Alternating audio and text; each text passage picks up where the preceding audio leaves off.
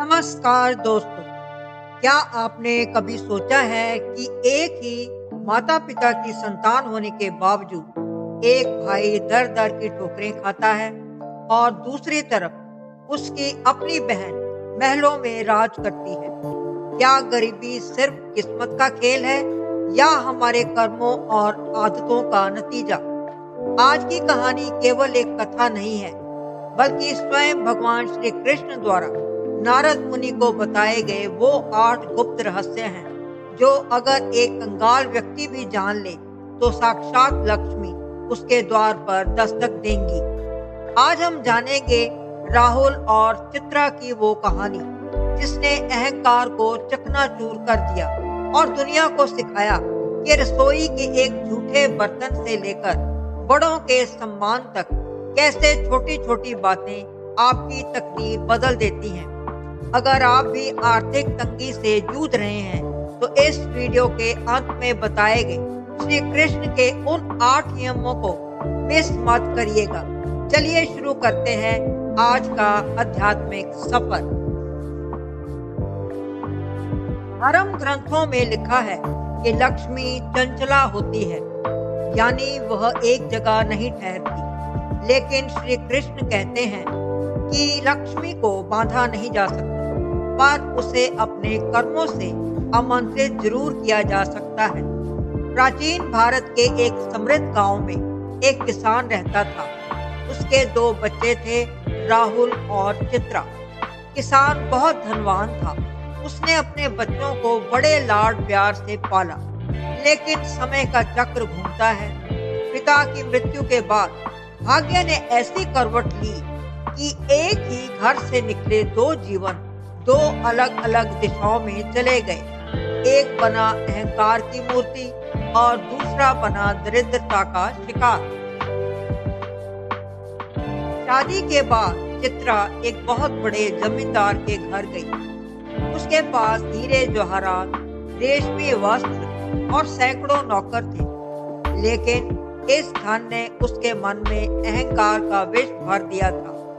दूसरी ओर राहुल की किस्मत ने उसका साथ छोड़ दिया।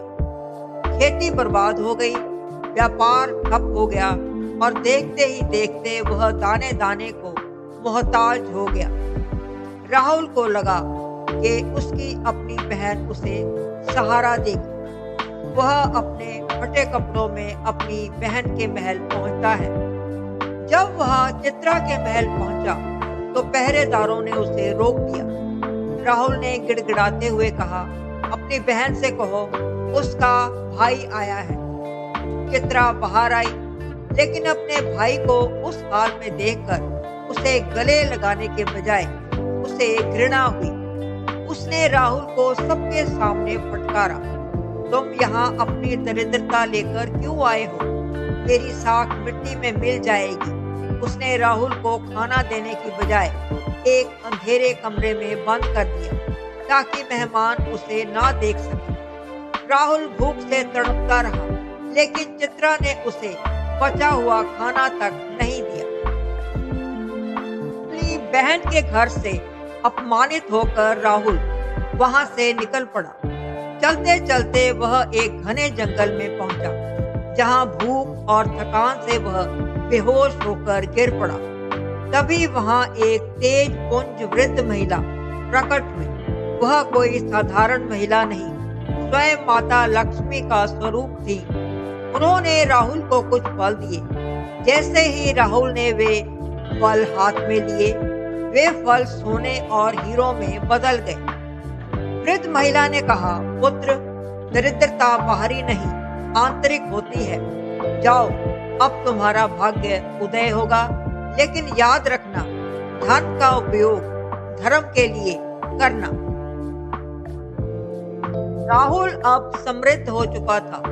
उसने एक भव्य महल बनाया, लेकिन वह अपनी बहन को एक सबक सिखाना चाहता था। उसने एक बड़ा भोज रखा और चित्रा को आमंत्रित किया। चित्रा जब वहां पहुंची, तो वह राहुल का वैभव देखकर दंग रह गई। राहुल ने उसे सोने की थाली में भोजन परोसा, लेकिन साथ में एक जोड़ी बोलने वाली जूतियां भी रखी। जब चित्रा ने खाने की कोशिश की तो उन जूतियों से आवाज आई, अहंकारी बहन, आज तुझे भाई की अमीरी दिख रही है, उस दिन भाई की भूख क्यों नहीं दिखी? चित्रा का सिर शर्म से झुक गया। उसे समझ में आ गया कि धन स्थायी नहीं है, केवल व्यवहार और प्रेम स्थायी है। जब नारद मुनि ने इस कथा को देखा तो उन्होंने श्री कृष्ण से पूछा, हे प्रभु, कोई मनुष्य कभी दरिद्र न हो, इसके लिए उसे क्या करना चाहिए? तब माधव ने ये 8 नियम बताए। पहला नियम, रसोई की शुद्धता होनी चाहिए। रात को रसोई में कभी भी जूठे बर्तन ना छोड़ें। जूठे बर्तन दरिद्रता को आमंत्रण देते हैं। अन्न का सम्मान करें, उसे व्यर्थ ना फेंकें।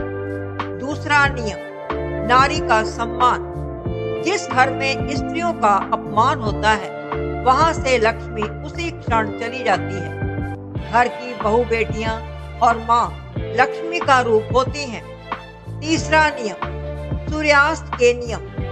सूर्यास्त के बाद घर में झाड़ू ना लगाएं और ना ही चूल्हा चौका गंदा रखें। संध्या के समय पर घर में शांति और प्रकाश होना चाहिए। चौथा नियम, अपव्यय पर रोक। पैसे का बेफिजूल खर्च करना अधर्म है। धन को विलासिता में नहीं बल्कि जरूरत और दान में लगाएं। पांचवा नियम, वाणी की मधुरता। अपने धन के घमंड में कभी किसी को कड़वे वचन न बोलें। आपकी वाणी ही आपकी असली संपत्ति है। छठा नियम, कर्मठता। अपने कर्तव्य को कभी टाले नहीं। जो व्यक्ति आज का काम कल पर छोड़ता है, उसके घर में दरिद्रता स्थायी निवास बना लेती है। सातवां नियम, बड़ों का आशीर्वाद। प्रतिदिन अपने माता पिता और बुजुर्गों के चरण स्पर्श करें। उनकी दुआएं आपके दुर्भाग्य की रेखाओं को बदल सकती हैं। आठवां नियम, अतिथि सत्कार। अतिथि देवो भव। अपने द्वार पर आए किसी भी जरूरतमंद या मेहमान को खाली हाथ ना लौटाएं। जो अपनी सामर्थ्य अनुसार सेवा करता है, कुबेर उसके भंडार भर देते हैं।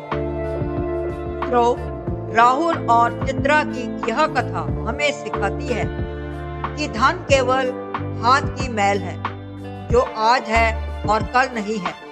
लेकिन जो श्री कृष्ण के इन 8 नियमों का पालन करता है, उसके घर में न केवल धन की वर्षा होती है, बल्कि सुख और शांति का भी वास होता है। याद रखिए, आप कितने अमीर हैं, यह आपकी बैंक बैलेंस से नहीं, बल्कि आपके व्यवहार से पता चलता है। कमेंट सेक्शन में जय श्री कृष्ण जरूर लिखें और हमें बताएं कि इन 8 नियमों में से आप किसे आज से ही अपनाना शुरू करेंगे।